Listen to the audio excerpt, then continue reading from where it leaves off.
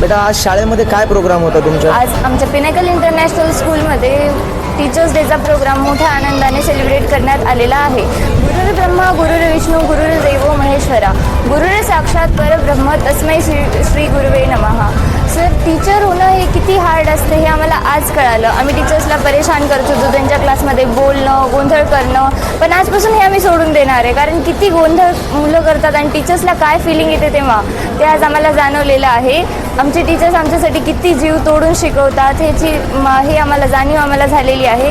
हा teachers day आम्ही खूप एन्जॉय केला, त्यासोबत कामही केलं.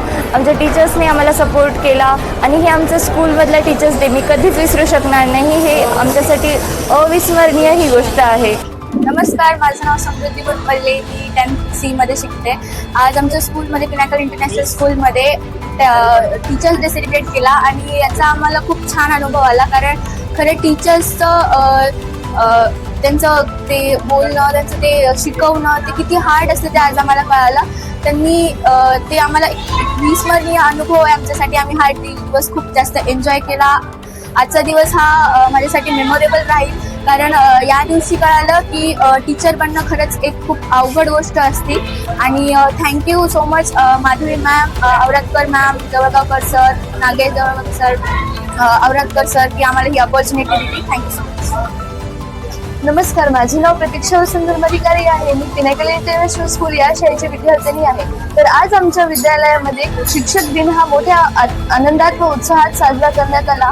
यामध्ये अनेक विद्यार्थ्यांचा सहभाग व विद्यार्थी प्रतिनिधी, हेडगर्ल, हेडबॉय यांचा सहभाग होता.